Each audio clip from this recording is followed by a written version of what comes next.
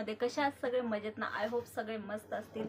तर आज मी तुमच्यासाठी घेऊन आले आहे स्वामींच्या 5 प्रभावी सेवा.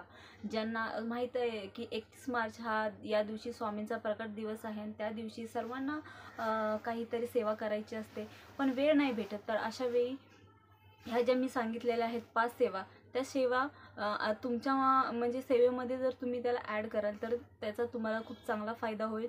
आणि व्हिडिओ शेवटपर्यंत नक्की बघा आणि आवडला तर कमेंटमध्ये तुम्हाला लिहायचं आहे श्री स्वामी समर्थ आणि एक लाईक करायचं आहे.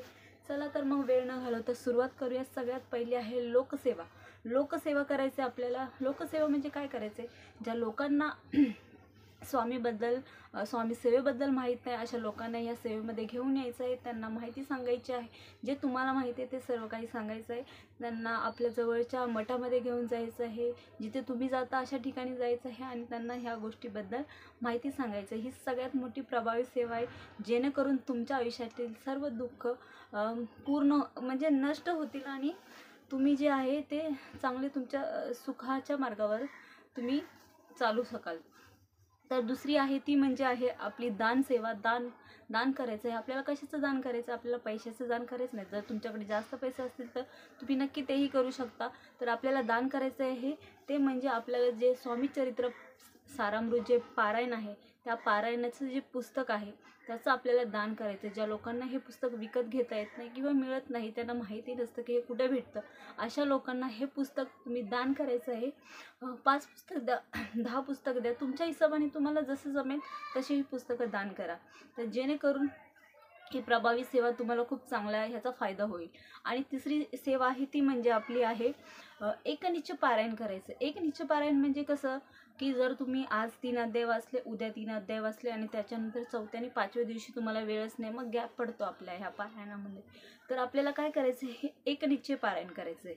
म्हणजे एकाच दिवशी म्हणजे 2 ते 2.5 तास आपल्याला असा वेळ काढायचा आहे थोडासा, आणि हे पारायण एकाच वेळेस पूर्ण वाचायचं आहे. जेणेकरून तुमचे जे प्रॉब्लेम्स आहेत ते दूर होतील. म्हणजे तुम्हाला एखादा निश्चय ठेवायचा आहे मनामध्ये, तुमचं काय जे स्वप्न आहेत, इच्छा आहेत, काय संकल्प आहे तो असा मनात ठेवायचा आहे आणि ह्या प्रार्थनेला सुरुवात करायची. इथं एक स्वामींचं आसन वेगळं, एक तुमचं आसन वेगळं. तिथे स्वामींना फूल अर्पण करून दिवा लावून नैवेद्य वगैरे ठेवून सर्व काही व्यवस्थित तयारी करून तुम्हाला ह्या आसनावरती बसून तुमचं जे आहे पारायणास सुरुवात करायची आहे. आणि हे पारायण 2 ते 2.5 तासामध्ये पूर्णपणे हे पुस्तक वाचून होऊन जातं. जो नेहमी वाचतो त्याचं तर होऊन जातं. तुम्हाला ॲटलिस्ट लागले तर 3 तासापर्यंत लागू शकतात, त्यापेक्षाही कमी लागतील. तर असं पारायण पूर्ण करा. म्हणजे कसं ना की चे फायदे पण खूप आहेत. आणि तुम्हाला असे 21 दिवस पारायण करायची गरज नाही, एकाच वेळेस पूर्ण करा. म्हणजे खूप चांगला त्याचा फायदा होईल. आणि जे तुम्ही विचार करता की आज उद्या आज 2 करेल, नंतर विसर पडतो, पुन्हा काय होत नाही, अशा वेळेस हे पारायण खूप फार गरजेचं आहे आणि हे पारायण नक्की करा.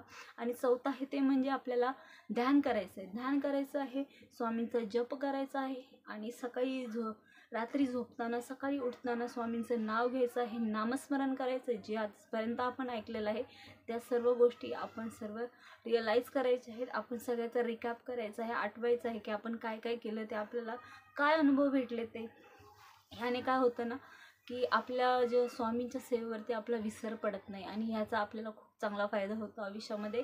आणि या सर्व सेवा तुम्ही ह्याचा नक्की तुमच्या सेवेमध्ये इन्वॉल्व करा, म्हणजे तुम्हाला याचा फायदा होईल. आणि 5वी सगळ्यात मोठी आणि प्रभावी सेवा आहे ती म्हणजे तुम्हाला माहीतच आहे आपला स्वामींचा तारक मंत्र. आणि तो जो आहे तो निशर्क होई रे म्हणा, निर्भय होई रे म्हणा. याने हा मंत्र ऐकल्याने तर आपले जे कष्ट आहेत ते आपलं म्हणजे जे टेन्शन आहेत, आपले जे कष्ट आहेत, आपल्या सतत आपल्या आजूबाजूला फिरत राहतात, ते सर्व दूर होतील. आणि ह्याचा जो ऑडिओ आहे, व्हिडिओ आहे किंवा लिरिक्स आहे ते तुम्हाला यूट्यूबच्या कुठेही सर्च कराल, गुगल पेजवरती जरी सर्च कराल तरी तुम्हाला भेटेल.